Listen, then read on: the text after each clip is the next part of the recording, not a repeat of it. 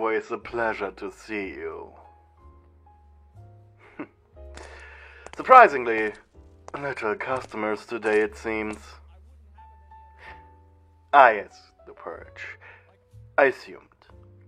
I have the usual, darling.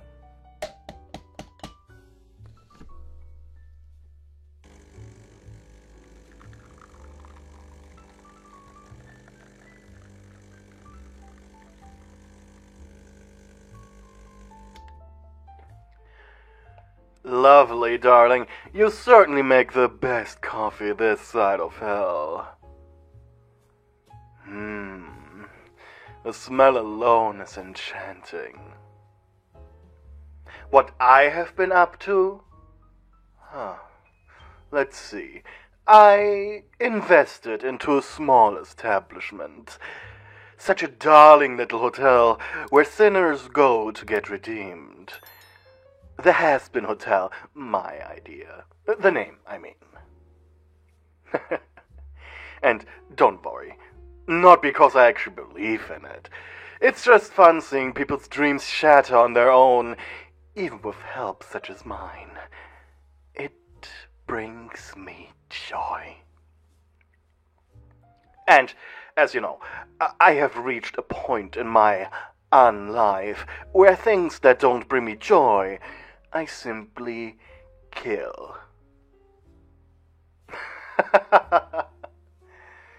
Don't look so intimidated, darling. As long as you continue to make me coffee of this quality, you have nothing to worry about. Oh, yes. I do remember our little deal. How could I? It's such an adorable little wish you had. That's why I was so willing to agree to it. It made me smile, remember?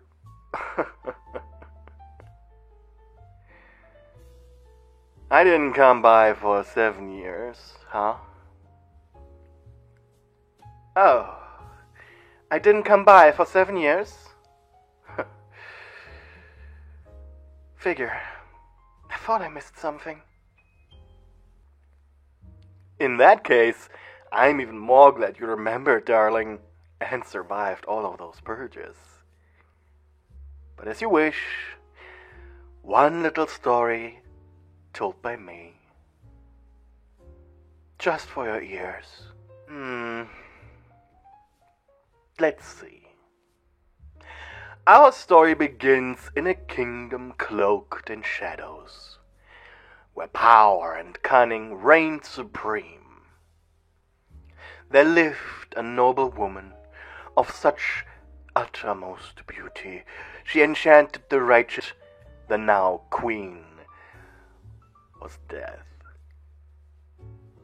She echoed with authority, and the tale of the queen's daughter, Snow White, became one not of tragedy, but of a queen's unyielding resolve and desire for power.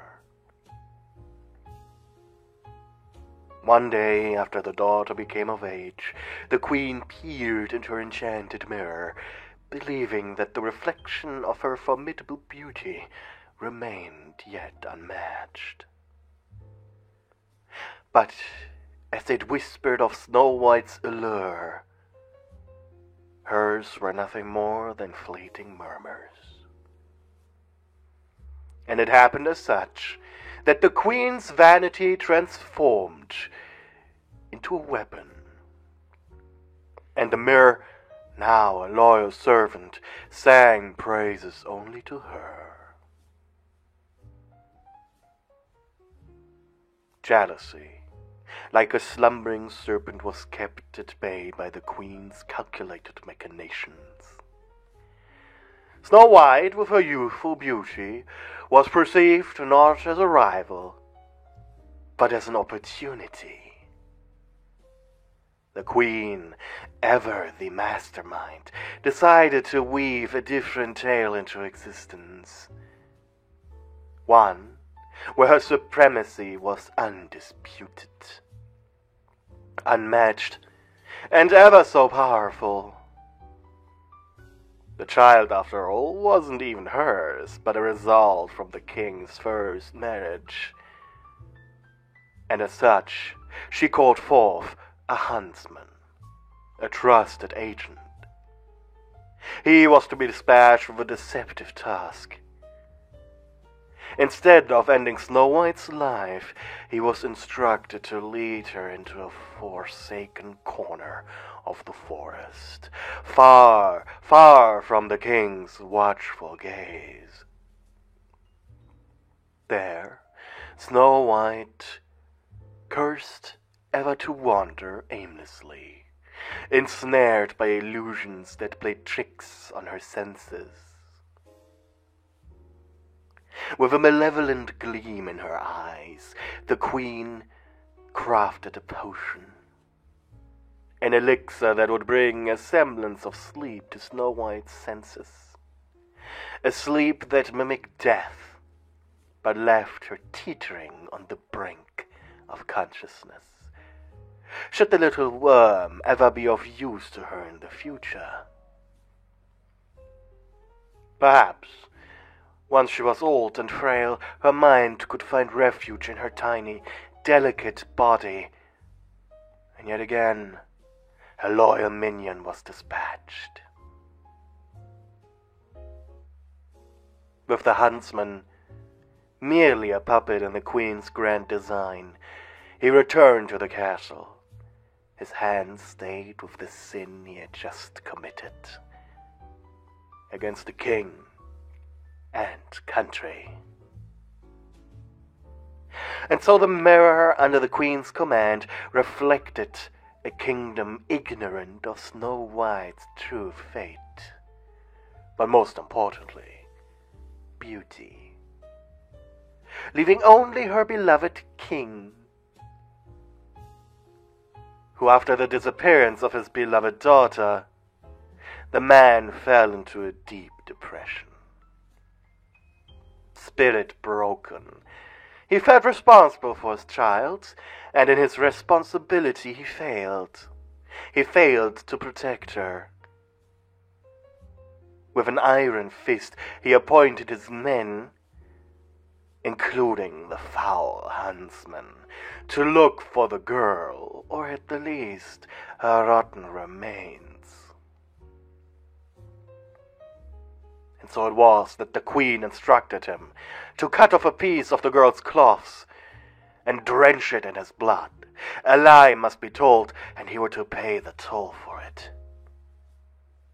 Wounded, he appeared before the others, weeping and begging for mercy as he presented the bloody cloth of the girl's dress.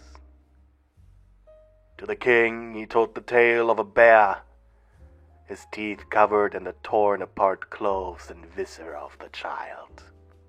A bear whose attack the man himself only barely survived to tell the tale. In his grief, the king was becoming erratic. Broken, it appeared, to the queen. And everyone in court as if he was aging up 50 years. A mere shadow of his glorious former self. His hair whitening, skin drying. As the king fell to his knees, he grabbed onto the queen's fine dress. He begged her to never leave his side, to not leave him too, as Snow did. After all, she was the only person left whom the king loved so dearly. And so it became that the queen's reign continued, her authority unchallenged with more power than ever before. Snow White banished to an eternal slumber. The queen's rule intensified. The mirror spoke only of her unparalleled beauty, and the kingdom hailed her as the eternal sovereign. The dark forest, once a mysterious tapestry of secrets, became a part of the queen's realm, iron-fisted rule. In the shadows, Snow White remained in her enchanted sleep, a little pawn in the grand game of power the Queen was playing. And so the tale unfolded, not as a tragedy, but as a triumph. A testament to the Queen's cunning and her unyielding determination to secure her place atop the throne. The kingdom, albeit forever shrouded in shadows, witnessed a queen who had not only conquered her rivals, but had rewritten fate itself, to soothe her insatiable hunger for dominion. The mirror, ever loyal, reflected only Queen ruled, iron scepter in hand, unchallenged, for eternity.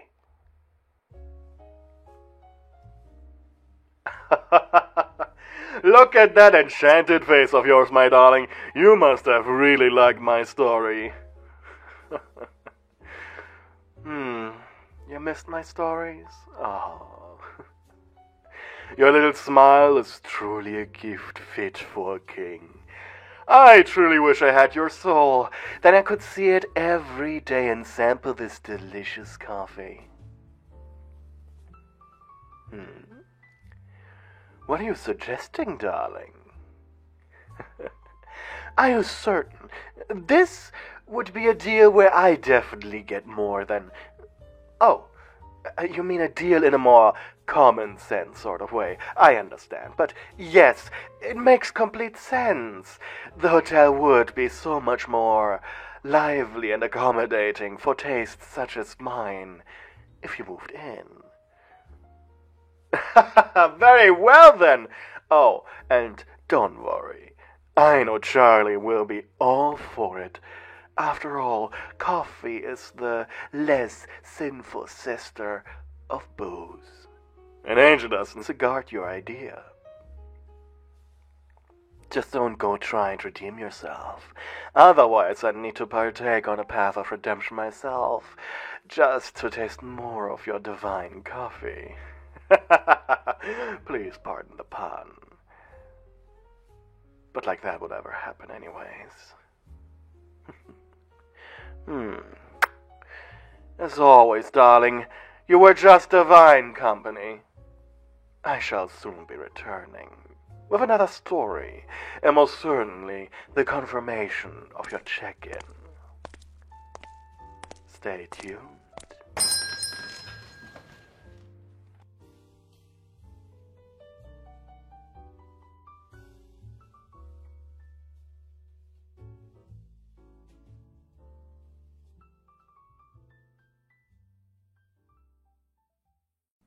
Special thank you to my lovely darlings, Spammy, Raylan, Deathhund, Melofia, Muffin, Aruna, Chloe Rokenmo, Chariot Bunny, D's Nuts, Nicodemus D, Cat Cove, Kea Abyss, Bitbit, Sleeptown, Hella, Nexrist, AJ Anime Girl, and Hopeful.